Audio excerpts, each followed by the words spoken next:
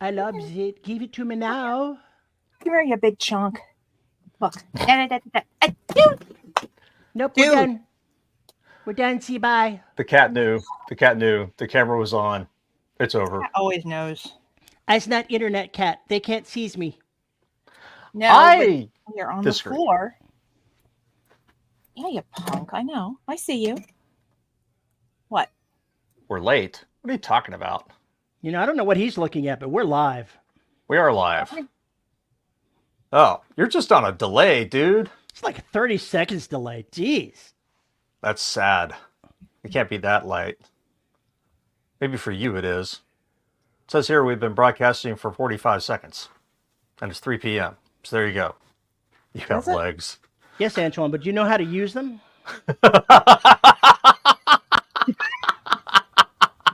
Did you Norelco them this morning? Well, I was thinking more ZZ Are they Top magic than, like Norelco? Well, I know you were, Terry, but I was just gonna go along. I was just gonna no. Antoine does not have legs to, you hike up a pants leg and get a ride out, hitching a ride on the road. I had to shave my shins when I was doing baseball way back when in football because I had to tape up because my Achilles tendons were so fried and my ankles so weak that I had to tape up everything. It was better just to shave my damn shins than suffer the indignation of ripping off elastomol with all of your hair. Yikes. Nearly drawing blood. It was better just to shave it. Yeah, my younger son hasn't taken that. The KT tape, we figured out how to kind of like soak or very gently. Mm-hmm. Otherwise, this is back in early 80s. None of that stuff was super glue, man. Once you put it on, it was hell to get off. It's Terry, yeah, I think Terry is playing Dr. Evil today. I think that is the case. Yeah, pretty much. I'm trying to lure up my evil sidekick cat. Your evil sidekick cat? Yeah, which one would that be? That's okay. My HR department is down here. Sassy. Sassy pants. Here. You come up, Clyde? Ah. It's like a shark. Striped shark. Okay, now that we've shown off the zoo, I guess I should say howdy, folks, and welcome to another episode of the Dead Robot Society. I'm Paulie Cooley. Joining me, Veronica, I'm killing a cat Jaguar, Terry Mixon. I've got way too many cats mixing. How the hell are you? Why, no, Mr. Buns. I expect you to die. Ow, she's chewing on my foot again. Get up here. It's hard to be a supervillain when your cat is chewing on your foot. See, that's the James Bond. That's the James Bond post they never made. Was actually the cat clawing was Dr. Evil or whatever his name was, leader of Spectre. Did he ever have a name? Blofeld. Yeah. Blofeld. Yeah, Blofeld scratching his face. Ernst Blofeld, if you want to be specific. Yeah, not Ernest. Ernst. Yeah. Well, now that I've heard that bullshit. There's your Bond trivia for the day. V, how the hell are you? Currently using sign language with my cats to remind them that we're all done, and we, please don't harass me for more treats. So, we'll see if they stay. Mama made a big mistake. Probably, because that was the last one in the house. Ernst Stavro Blofeld. That does have a ring to it. It does. Back when villains were villainous, as opposed to just being assholes. There is a line there. Ow, yeah, I've been recording. Speaking of which. Yep. It's chewing my hand. Why is it chewing tasty, you? Dad. It's ferocious. You're a very good supervillain cat. Yes, No. she is. No, not at all. V, please try and continue around Terry getting mauled. Let's see. Been narrating because I have a deadline on Wednesday to deliver. But that will be awesome because that means I will have narrated my first book for a major publisher. Yay! What else? Yeah, that's kind of been, I've been hyper focused on that. So have I done any writing? No. Ahem. I've been like trying to put in at least 2 finished hours a day on this book. And it took a bunch of research. So if you write fiction and you have strange names, write a pronunciation guide. just make sure you have a pronunciation guide. If you reference real places or people, figure out how those places or names are pronounced, because otherwise, I kid you not, I spent 8 hours doing research, because my research involves looking up the word or looking up the name place, going to YouTube or to a site called Youglish, which pretty much, have you not heard of Youglish? It's pretty cool. No. So what Youglish, I'll post it in the live chat in a bit. It is a site where you can type in, like, how do I say a person's name? And what it does is it will essentially crawl through YouTube and find instances of that phrase or place or name being pronounced. So interviews, news stories, lectures, etc. And it's very helpful when you're trying to find all of these names. So what I do, because someone else is going to prove me on this, I grab the name, get the link to some spot on YouTube, and I grab the link, and I always make sure, begin at whatever time, so they don't have to search through like an hour and a half lecture to hear one person's name. And then I throw it in there. But what I also do is I either, if I find the word in dictionary, then I'll just cut and paste the IPA because I can read that. Or what I do is I just listen to it enough times and then I type it out so I can say it. So I have learned to pronounce a lot. And acronyms. Because if you're listening to, think about it, if you're listening to a news story or a nonfiction book, or even a fiction book that's referencing an organization, and they don't they don't say the acronym right, you're like, no, that's not right. Your brain kind of hitches. So I've got to do that. So what do you do when you've got, regular pronunciation and then the John Kerry pronunciation? Like Genghis Khan as opposed to Genghis Khan. Then what you have to do is you have to look at the authors and figure out their intent. And if you can't do that immediately, then you email your producer and say, hey, I need clarification. Like I've had to do, I think, on three names that I could not find. But 3 out of 300 ain't bad. So 3 out of 300. Yeah, I think it's 300. That's something else. It was a lot. 300. I would try not to make and use those fantastical words, but I'm sure that in some cases there's really no way around that. Yeah, I mean, there's a bunch of Latin in here, and I didn't take Latin, so I have to research all the Latin to make sure I pronounce it properly. Sorry, 261 entries. All right, well, that's something else. But hey, that's what I get paid for. So yeah, other than that, that's been my life for the past week. How about you, Terry? I've been dealing with helping my wife now that she's had surgery on her eyes. She had both of her lenses replaced, so she's having to sleep with the mask that makes her look like an insect at night for another few nights before she can get back to normal. And how many jokes have you made? Plenty. I've made plenty, and I intend to make plenty more. So, yeah, the doctor was not amused by my gorilla mask that I took to the recovery room. Oh, God. While that sounds funny in practice, young man,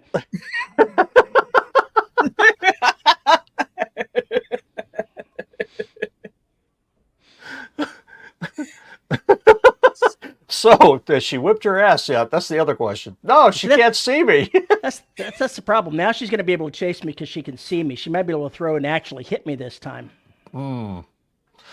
Yeah, I'm thinking maybe.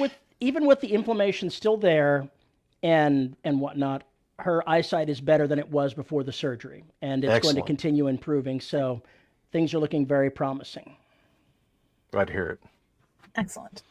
But yeah, that's pretty much delayed me from getting as much writing as I want to get done. So I'm a little behind where I want to be. And then I had to spend yesterday figuring out this new email alterations to make my newsletter compliant so Google and Yahoo and Microsoft don't send my newsletter into the dump when I send it next month. DKIM and DMARC and SPF, all that garbage. All of that crap. It's going to be a pain in the ass for so many people. I'm so sorry to hear that. So if you haven't looked at our Facebook group or looked at the Discord stuff, you should probably take a look at that if you host your own domain. And if February 1 is the deadline. Yeah, and February 1st is the deadline. After that, if you are not compliant, your stuff ends up in the dumpster, in the spam folder. As it should. In the theoretical circular file. They claim that it is targeting people that send out 5,000 emails in a day, but they have no way of knowing that. So my bet is it's going to target any single email. Or even if it doesn't now, it may at some point in the future. So best to just go ahead and do it. Yeah, into the bit bucket. Yeah, you had me waste an hour on that bullshit yesterday. Hey, I didn't have you waste an hour. You could have just went ahead and said, screw it. I don't need a newsletter anyway. Yeah. And I'm behind on sending out my newsletters, so I'll get to it when I get to it. Yeah, what he said. What he said. Can you hear that? Yes. Yeah. I could almost understand the words, too. Howling teenagers to yelling gingers. Hang on.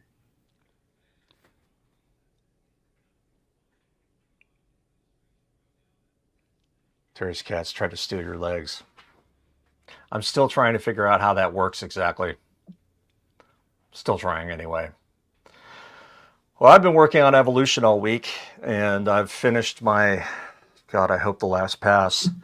I got to do the epilogue. I'm about halfway through the epilogue, and I'm considering adding something. And I don't know if it's a good idea. Something specific. I just haven't. I haven't decided if it's time to muck with that yet or not. But it has to do with something else. Doing a Barbie tie-in with the black could be a little difficult, but if you want to, I think you could do it. No, I am not interested in black. that. It's going to be it's not M2, it's P2. The pink black.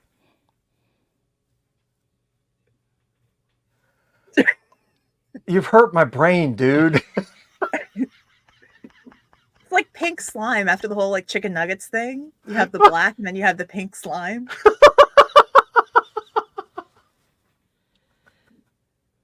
Terry doesn't mind epilogues. He minds prologues a lot. That's true. I don't really have a problem with epilogues. I have a problem with prologues. Yes, exactly. Unless you're Clive Cussler, but he's dead, so that's okay.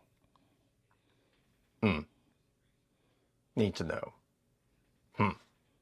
So I'm going to update the evolution stuff, read through any changes I make, do one more satanic pass through Grammarly just to make sure I haven't fucked up anything with the changes, and then send it out to a certain person and then wait for it to hear back, and then I'll start kicking the ass of how to create a cover for this thing. The black is old news. The plaid is where it's at. You know, I wish. It's the really Scottish black. There was a way for me to turn it into the plaid, because that would be such a nod to Mel Brooks that I would be okay with it. I would be absolutely okay with doing that, but there's no real way to make it work. So instead of the black watch, it would be the plaid watch? I'm ignoring you. What about preludes? Oh, come on. Are we really going to cut hairs that fine, dude? Preludes. Dead Men Wear Plaid. Just start the damn story. That's what you need to do. Wasn't it called Dead Men Don't Wear Plaid, Brett? thought Don't was in there. I'm pretty sure Don't. Pretty sure. I remember that movie. If you've never seen that Steve Martin movie, wow, is it going to be dated? But you know what? It was dated to begin with, so go ahead and watch it. Ludicrous Speed, yes. Go. Oh my God, they've gone plaid. Yes, there we go. Yeah, we're right on the Don't. Okay. I just want to make sure. Killer Kilts from Outer Space.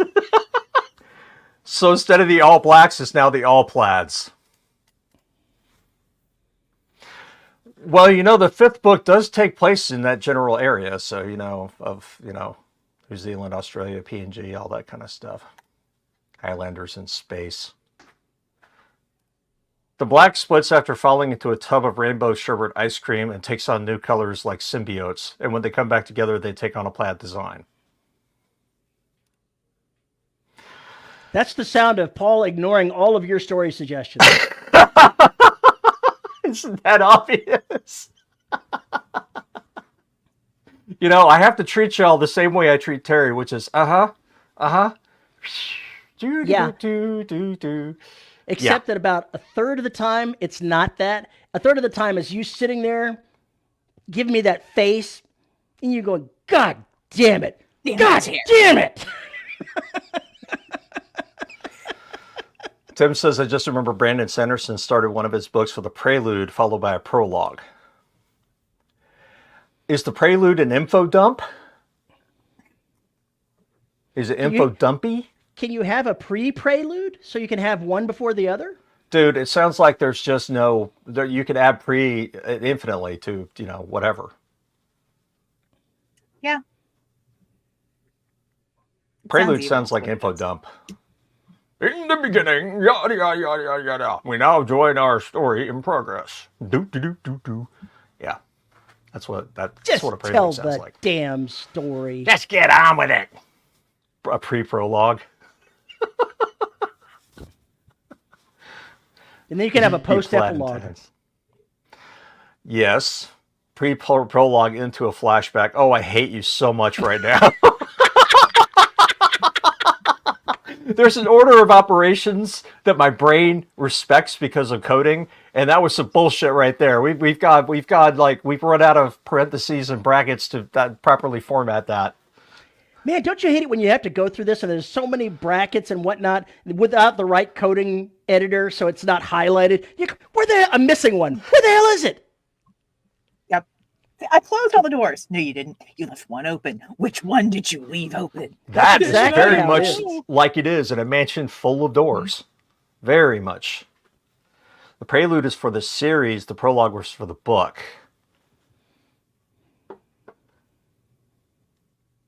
Okay. Okay. Huh. Whatever, man. That sounds like Sanderson, He makes more money than he makes more we money ever than us. will. He can do whatever he wants. He's like, Stephen King. He can do whatever the hell he wants, but the rest of us are going to look at him and go, meh. There could have been a better way to do that. There probably was a better way to do that. A more But, efficient way. Yeah, whatever. A House Full of Doors starring Jim Morrison and Ray Manzarek. Oh boy, we're getting better. But I don't have enough psychedelics for that, man. Psychedelics. I think that's a good lead-in to our topic. How do you figure that? Yeah. You've got to keep the minions under control, and psychedelics, I think, is the way to go. Oh, wow. I can't imagine the Venture Brothers as monarchs, henchmen on acid or anything like that. I think that would be very bad. Weren't they created on acid? I refuse to answer that question because I'm neither of the creators, but I have my own suspicions about that. I mean... Sidekick Alex. Damn. And Xander was right behind him with the exact same thing, so there you are. Bad Yes, people. there's a topic. I suggested it. Yes, you did. Yes, you I did. Our topic, in case you hadn't noticed, was sidekicks, familiars, and henchers. Yeah, can you read that? I'm pretty sure Henchers is not an actual thing. It is if you know the Venture Brothers.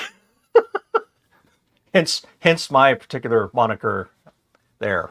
With sidekicks, familiars, and henchmen, there's got to be a different level of compensation involved here, different benefits plan, because, the sidekick has to obviously have a higher level of health care because, you want that one to survive. You got to keep your sidekick. Depending on Henchman, not so much. Because in most cases, sidekicks have spinoffs.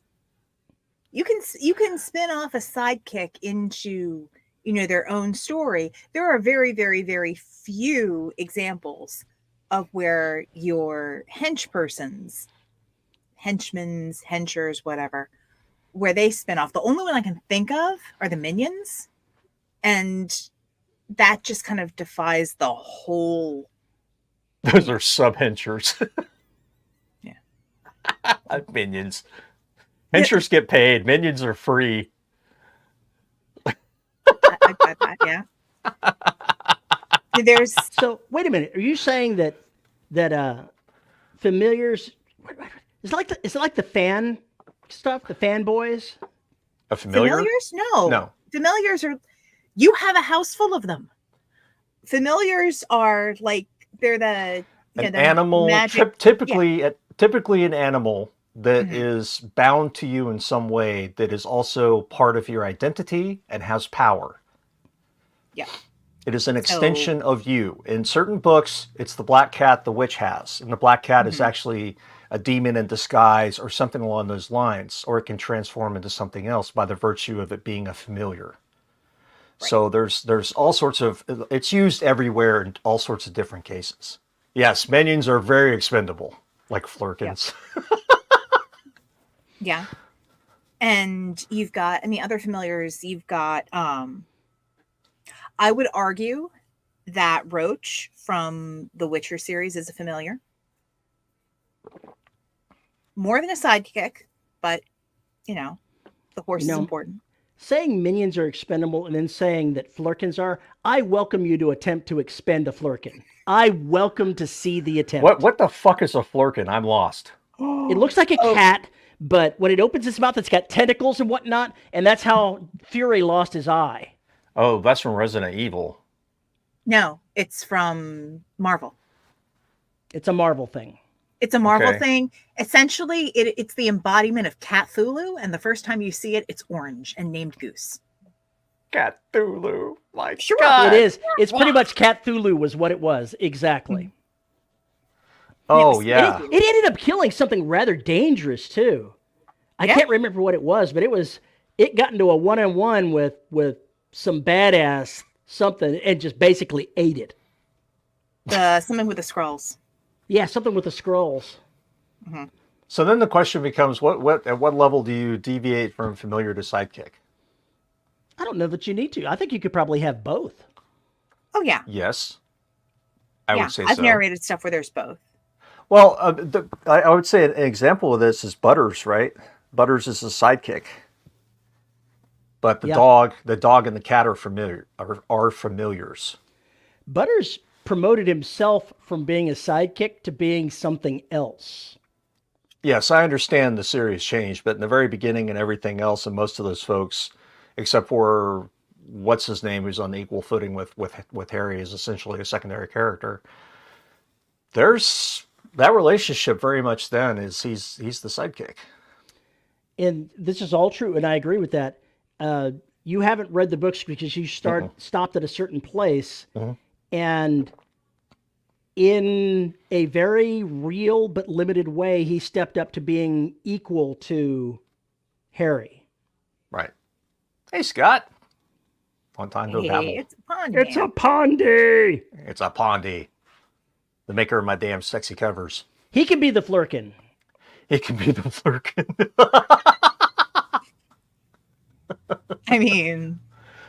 And for those of you who asked, no, I have not seen Captain Marvel. I have not seen a freaking Marvel movie in forever. Oh, did somebody not get it? Butters from South Park. Oh, Xander. Huh, my poor sweet child. Well, yes, that's who we're talking about. Butters. Butters from South Park. No, not Butters from South Park. No. We are not doing Butters from South Park. My brain took a bit to catch up on that, too. Sorry. All right, so minions are disposable. Henchers get 401ks and dental and actually get a paycheck, even if it's paltry. Familiars probably don't get a paycheck, but usually live for free and are paid in food or something on those lines. Some the kind of relationship payment. is symbiotic. It's Sometimes symbiotic. they're necessary for the main character to keep going or to maintain their powers. Cobra gave good benefits. And then, of course, you've got sidekicks, which usually are independent, but not necessarily, but usually. But still... Or they may be dependent on the main character for something. Yes, Robin Dick was Grayson. dependent on Batman until he stepped out as Nightwing and forged his own path. Yeah, but then, And then there's Bruce still just took in another kid. Then there's a little head-to-head on that. Yeah. And then he just keeps, taking in people, and some of them get ruined. Some of them really go down a dark path. And it makes you wonder, what kind of shit is Bruce Wayne doing there? When he's off the panels there. I don't know, man.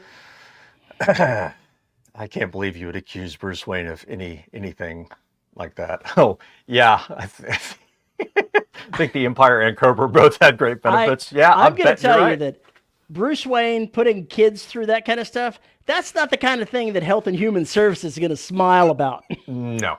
CPS would not be pleased with him. But in every case, by the time he got the kid, they were already damaged to shit anyway. So he made it worse. Good plan! I'm not going to disagree with you. I'm not going to say a goddamn word. It's just the way life was.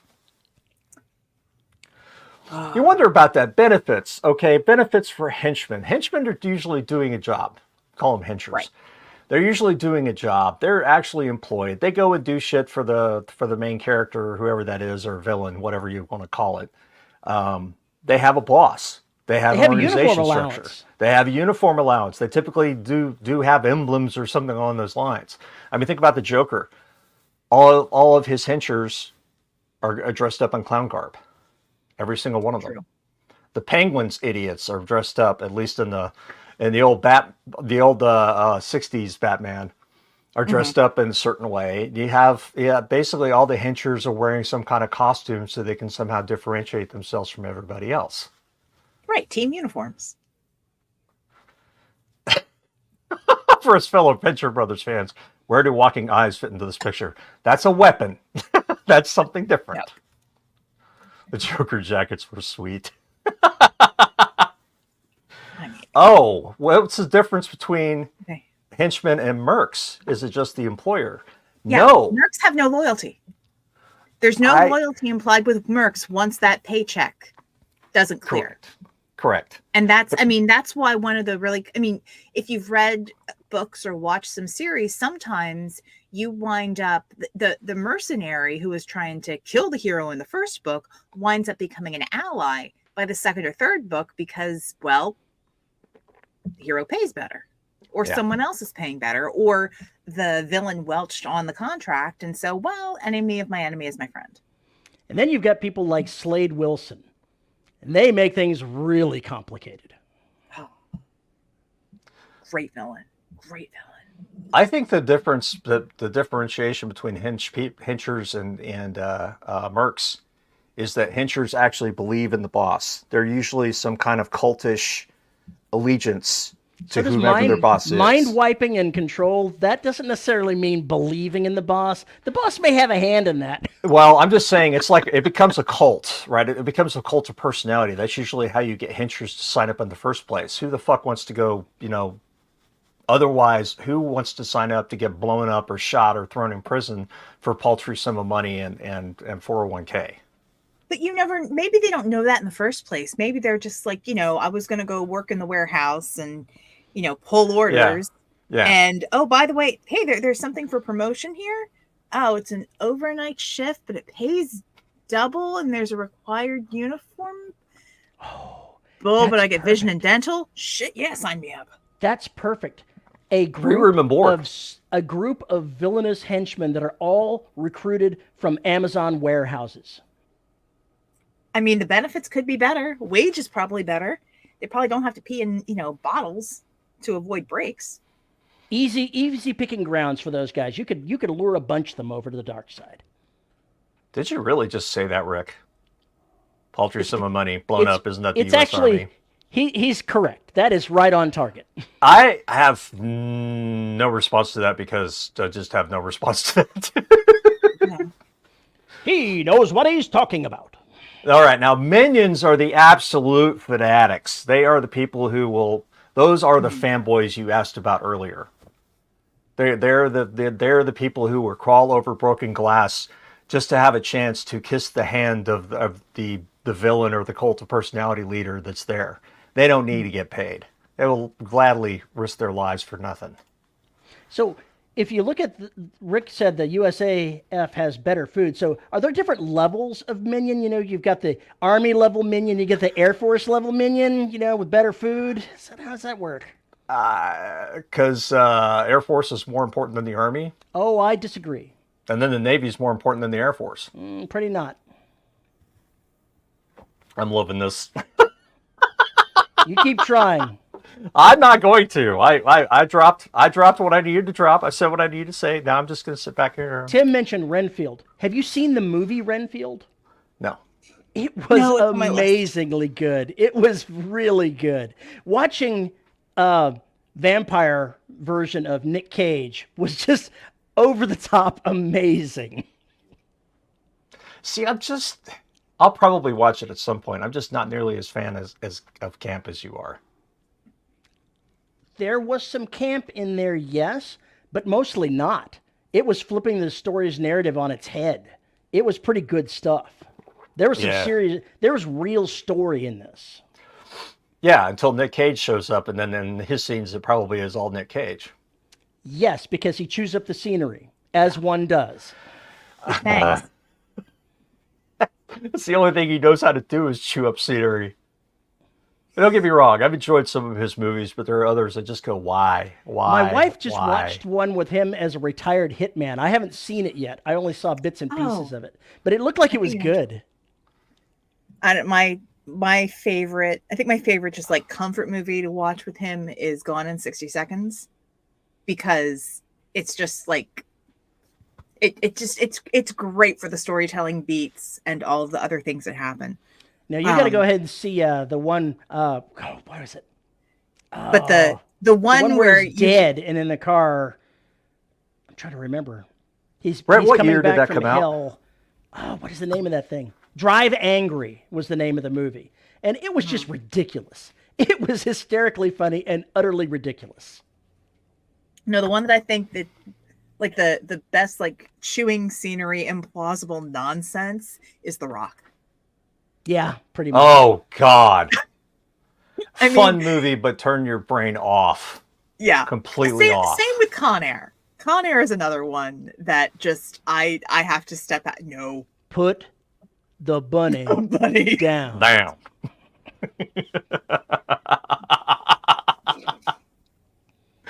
Yeah. So there's so much in that movie that I just, like you said, turn your brain off. Yeah, there are some things you can only enjoy if you turn your brain off. And if you're one of those people who can't, I feel sorry for you, because there are some absolutely stupid things out there like the Venture Brothers where you just allow yourself to descend into the stupid for 20 minutes and just have a good time and see what ridiculousness these people came up with, because they do have story. And there are a lot of gags, and there's a lot of references that only Gen Xers are going to get. My wife watched a horror movie that he was in where he didn't have a single word of dialogue. I talked about this. You did? I've seen it. Willy's Wonderland. It's interesting watching him act without saying anything. It is. It's very funny. His actions that he does and everything else is the character is absolutely perfect. You don't understand a goddamn thing about this guy other than the fact that he just shows up and ends up just kicking absolute shit out of everybody. But he seems like he is going to be a ridiculous failure and get eaten from the very first minute. But then once you see what he's doing, it's kind of like, oh, this guy might be able to take everybody. So it was a fun movie. It was one of those turn off brain, enjoy. But he's not the main character. Yes, he is. Arguable. He kind of is. He has the most screen time. He has the most screen time.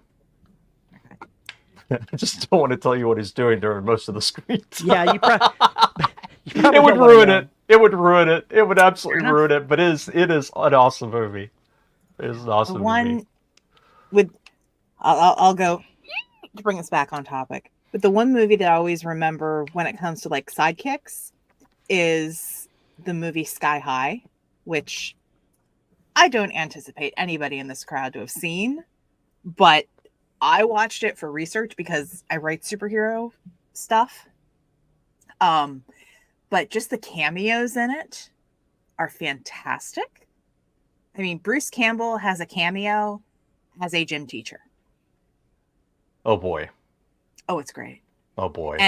And at one point, they're actually tests to figure out if someone is a superhero or a sidekick. Gotcha. And I'm going to try to find the clip. Sidekick. So you get immediately like shelved into, oh, you're a Yes. sidekick. Yeah, exactly. you wind second up class getting, citizen. Boom, down you go. yeah, pretty much based on if are your superpowers top tier or are they more support class? If they're more support class, then you're classified as a sidekick. And it's an interesting kind That's of very dystopic. It is, but it's a really interesting movie. The soundtrack's great. Okay, the soundtrack's great. I say the soundtrack's great. You'll probably hate it. Probably. But There was that movie. again, Bruce Campbell yelling Got at any things. metal? Does it have any metal? Like real metal, not the hair metal, like real metal. No. Probably not. There was the movie that had Pee Wee Herman and a number of other people in it that I'm trying to remember now who it is. All of them were sidekicks, basically. Every single last one. The I can't Mystery remember the Men. name. Mystery Men. They were fun. The Shoveler, the Spleen. They weren't all sidekicks though, because there weren't any other superheroes. They were the B team. They were definitely the B team. Who was the A team? I never saw the A team. The A-Team was never there. was the main hero that turned bad, and he ended up getting whacked because he was stupid. But yeah. Yes, Shades of Mur Lafferty's playing for keeps. If you're not familiar with Mur's work, that is a great book. Go check it out. It analyzes a lot of what we just talked about. It's a very good book. I highly recommend it. They were the C team. They kind of were. Because the B team got wiped out after the A team took them out. Have you seen Mystery Men? It's been a long time, dude. Yeah. It's a fun movie. Time. I like the villains, the Disco Boys. Who would not like that as your villains right there? I like Janine Garofalo, the fucking bowler thing with the skull in it was absolutely hilarious. Skull. Her dad's skull. It was absolutely hilarious. The silverware dude. I can't remember his name. That's the kind of in that case you can't just like classify somebody as a sidekick based on their like powers because it's not necessarily about the abilities, it's about the personality and the story. Are they there to like accelerate the story or are they there to make the main character actually The Blue Raja. The names they came up with these characters is just so funny. Yeah, that movie's got tongue firmly planted in cheek, like so hard that it's coming out the side. You know, it's bursting through the flesh, and you can just see it hanging there, dangling. Pretty good movie, though. Pretty good movie. But Mr. Anger, do you actually have any powers? No. It was Mr. Furious was his name. Mr. Furious? Whatever. Synonyms, synonyms, synonyms, synonym. So sidekicks, familiars, and henchers. Terry, do you have any sidekicks in your works? Sure. Jared Mertz. Where's JR? Is he in there? Yeah, he's in there somewhere. I think his head just exploded. I definitely have secondary characters who are more support roles. I don't know that I actually have any sidekicks, although the next series is going to have a sidekick. Ha ha! There he is. Got him.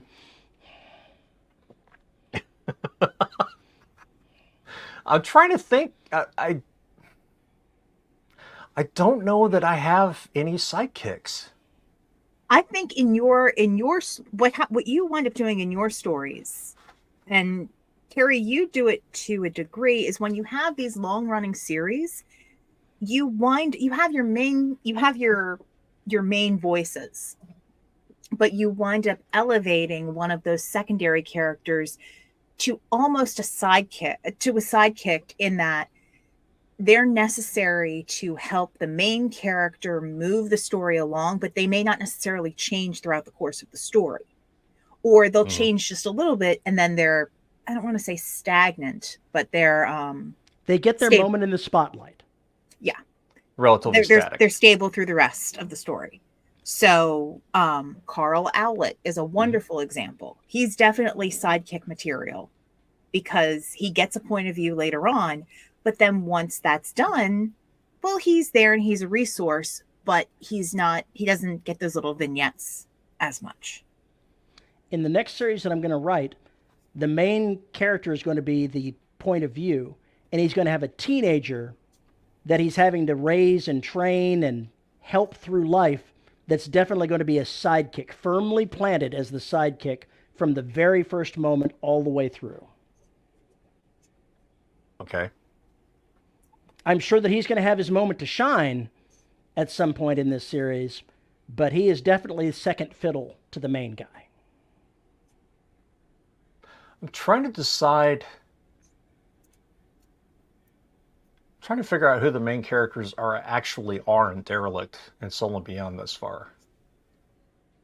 It's really not that long of a list, but one of the AIs is in that list, especially in the new book.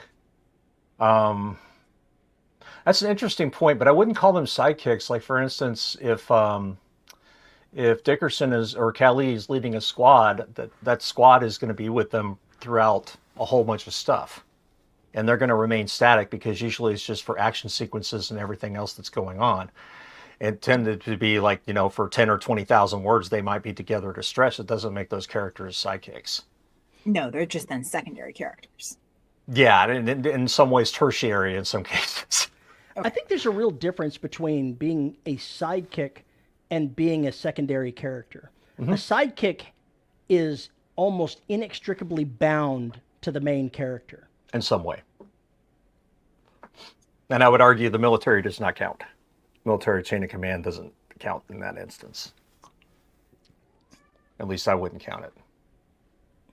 Where does the term sidekick come from? I'm not sure if it came from Westerns or if it came from, I don't know, maybe it's a kung fu movie thing and they're really kicking. Who knows? It could be anything. Okay, that's a problem. Yeah, Tim, Derelict is an ensemble cast, so it does cause trouble, but I think that there are characters who are emerging, or are definitely emerging as the mains, at least in my head. So, what in the hell am I watching? What? What I posted? No. Oh. Do you not see what's happening on Terry's camera? Oh, so I was looking up the etymology of sidekick. Right, now you...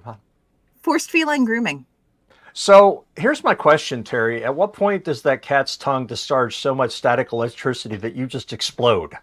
I don't know. My hair's all wet now.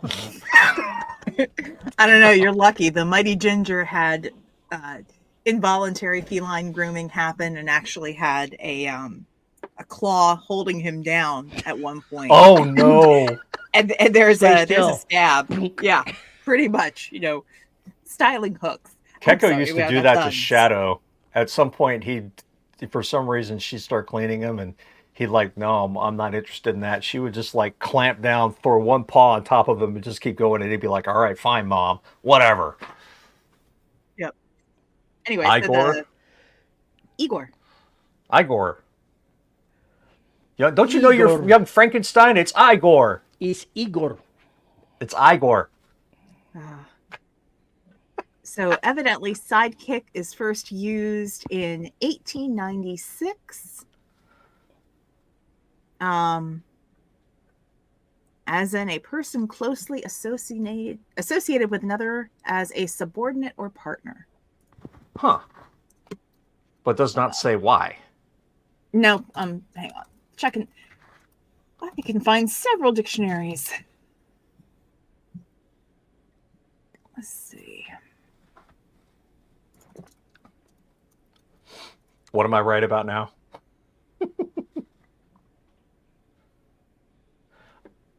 I can't believe JR is coming in here saying dogs are better. Dogs are better for you, maybe. Have you noticed that JR just comes in and says things just to start a fight? Pretty much. And then people ignore him. I wonder what Pretty that much. means. Igor, yeah. Since kicks were pockets, and you got to steal side pockets. Watson to Holmes. Yeah. I'm sure that there are a number of movies or books out there about how a protagonist is taken out of the action and the sidekick has to take up the slack. Isn't that what happens at the end of the Lord of the Rings?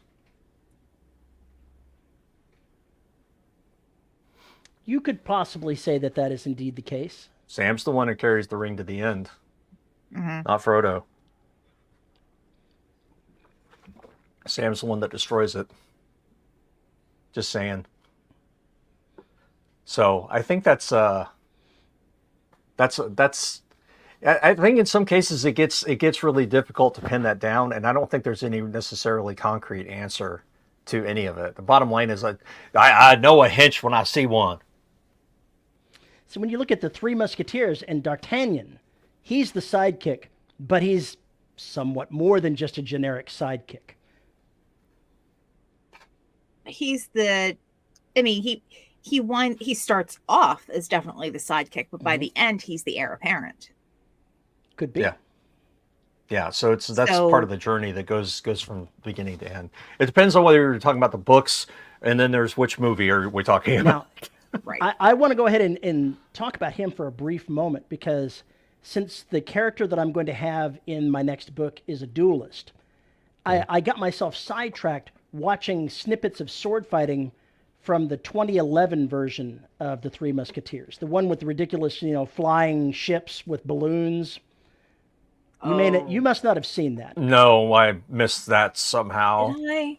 It was amusing to watch it. Just you really have to put your this plot. Let's put this to the side and just watch it for fun. Put your brain in a jar and go ahead and watch it. But the sword fights were amazingly well choreographed and fun.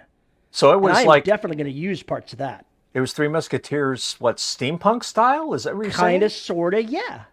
Kind of, Interesting. sort of, yeah. And the soundtrack was really good.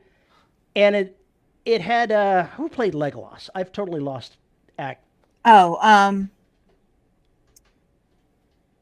Legolas was played by Orlando Bloom. So I'm looking at that. He played the Duke.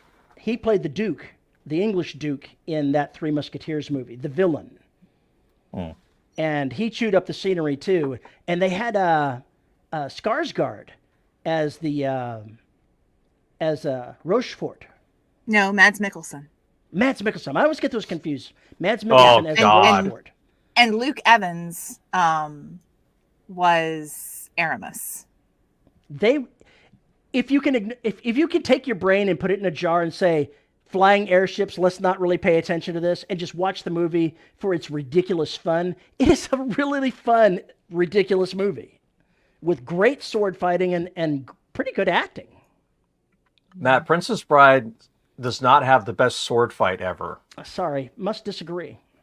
It has the best choreographed bitch slap down ever put together. Pretty much, yeah. That's what it is. It is not a sword fight. It is all the movement that they do is just so they can babble. That's really all it is. And it's such a fantastic. I will admit to you, it is a fantastic piece of cinema. But I would not call it a sword fight in the parlance of these two people are really trying to kill each other, and look at how crazy this is. I'll see if I can find the YouTube clip that I had of the sword fight from the most recent Three Musketeers movie and toss it into live. And just give it a watch. Watch how amazing the choreographing on those sword fights work. D'Artagnan looks like he really knows how to fight. He's not an actor playing that. He looks like he's a swordsman. And that's the kind of thing that I said, yes, That's what I need right there. I gotta get me some of that. Well, I always liked when you take a teenage kid and you're going to turn him into a duelist. That's what you want, is somebody like that portrayal of D'Artagnan. I don't know. I liked the portrayal of the sidekick that's already kind of like risen up to the replacement, the heir apparent, was the man in the iron mask, because you still had the three musketeers and D'Artagnan, but it was Jeremy Irons, yes, and Gerard Depardieu, and Leonardo DiCaprio. Oh yeah, him. But I'm talking about the other. It's Jeremy Irons. Oh, and the name, Gabriel. Oh, Byrne. it's John Malkovich. Oh It's yeah, John Malkovich. Oh, it's John. Okay, so John Malkovich, but Gabriel Byrne was in there, and Gerard Depardieu was in there, and you're right, it was Malkovich, not Jeremy Irons. No, Jeremy Irons is in there, but there's also Malkovich. Okay. Because it's Malkovich's son who gets killed that brings him back in to start all the shit. Right. Okay, now I've got to like check, because unless I'm on crack, it's always possible I'm misremembering it. I'm gonna IMDb this shit. That's my job. Chris asks, is a henchman always evil? Is a villain always evil? That's an interesting point. I don't know. Isn't in The Man with the Golden Gun, her village, I can't pronounce that guy's name, seems like a sidekick rather than the henchman. Yeah, I would say that.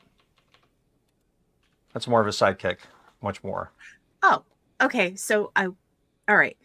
So it was Jeremy Irons as Aramis, John Malkovich as Athos, Gerard Depardieu as Porthos, and Right. Gabriel Byrne as D'Artagnan. Yes. Why was I thinking? Oh, okay. I was getting somebody else mixed up. But yeah, it's just that whole story was great. And somewhere in my parents' house, somewhere, I know I've got a copy of like the original in the French, which I had planned to read at some point and never got around to. Like I special ordered it. Like I went to Joe Beth Booksellers and special ordered the French version of The Man in the Iron Mask so I could read it. Yeah, Carrie got me a copy of Camus' The Plague in French one year, and I made it sort of parsing through the first page, but that was back when I was trying to learn French, and that all stopped. Trying to learn French and you start with Camus? Are you crazy? I No. mean, I was learning French. Years behind me. I was learning French with something else. It was just I would look through and take a look at it. And Tim, okay. You're so why? Don't make that pun. See, Brett says, isn't the man with the golden gun, Herr Velcha, seems like a sidekick rather than a henchman? That reminded me of Herr Velcha being Mr. Rourke's sidekick, and he's a good guy. So that answers the question, can a sidekick be a good guy? Or can a, I guess the question was... He wasn't a hench, he was a sidekick. Sidekicks are how... Well, the rest of the staff there were henchmen. Because they were all part of making that whole experience happen on the super secret island, and because Rourke was a good guy, they were good. In the reboot they really changed that around quite a bit. They did, and I actually liked what they were trying to do. I really did. That some of the people there were there against their will, sort of. They were there because they made a bargain, and so they had to serve out their term of the bargain. And that explains how all these people are working there that aren't in on it. These people are in on it. So they're essentially indentured.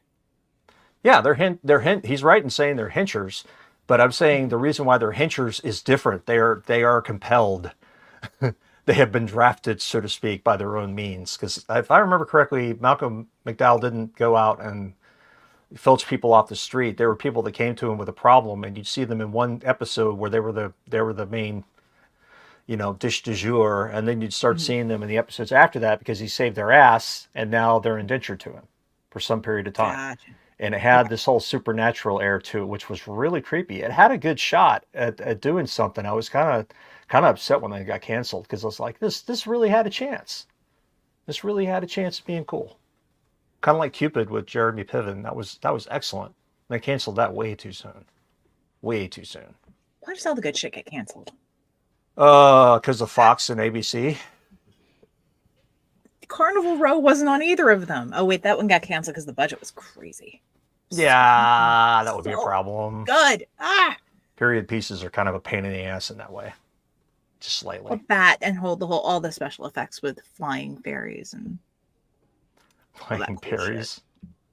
it was so good. Oh my gosh, it was so good. Oh. All right, there we go. So Got all that shit together. All right. So, any last I'm words? seriously trying to think of an example of if there are any, like, because usually henchmen generally don't have names. They're just it's the faceless masses that are either employed to serve the head of whatever, and then minions, faceless masses, but they're not employed. They are internally compelled to serve whomever. And then you can have evil sidekicks. You could argue that at the beginning, Harley Quinn was the Joker's evil sidekick. I would argue she was drafted into that role through psychological torment, but yeah, she becomes his sidekick. You are correct. Stockholm syndrome sidekick, sure. Yeah. But she and Poison Ivy have fun in the end. That's all that matters. So.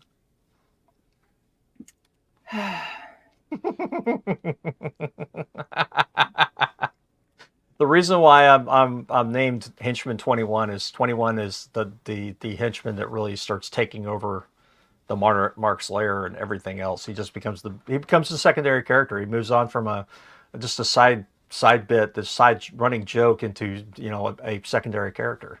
It's kind of cool to watch the journey, so to speak. To get the good stuff, you need to go to this post show. I mean, not wrong. Last week got a little spicy. Oh my lord. Probably not. On that note, we should probably say adios for the day. So if you've got a comment or question about this show, you can send an email to show@deadrobotsociety.com. You can find me on Mastodon at Paul_E_Cooley at VYRSE.social. You can find us on Facebook at the name of something that I just can't remember. A script, Paul. Write a script. Dead Robot Society Writing Community or something like that. Go look for Dead Robots. You'll find us. You can find us at YouTube at youtube.com/DRS podcast to see way too damn many cats. Like and subscribe. We are live every Saturday at 3 p.m. CST. Come by and say hi. If you want to support the podcast, if you want to support the broadcast, you want to support the now you totally fucked me up. If you want to support us, find us at patreon.com/DRS podcast or buymeacoffee.com/DRS podcast, where for as little as $1 a month, you get access to exclusive live shows and other madness.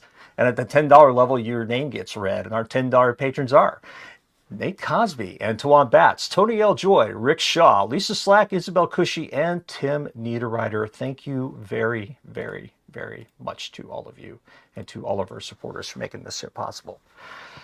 And with that, we should get out of here so we can take a bio break before we get down and dirty with the patrons. Ooh, is that what we're doing in the after show? Oh my. Well, I don't know. We could talk about sexual henching. What does sexual henching look like? Prostitution. BDSM goes bad. Prostitution. That's what that is. And the fact that I have to spell it out for you. Hell. Oh shit! I can't believe. I don't know what my brain did. We don't know what it did either. Probably about cats and bidets. You might be right. On that note, wait a minute. I do have to respond to that. Matt Baker says, would the post show be about fencing? Well, sure. Why not? No, we'll talk about the mail. Well, there are other kind of things that could be used for fencing. I'm just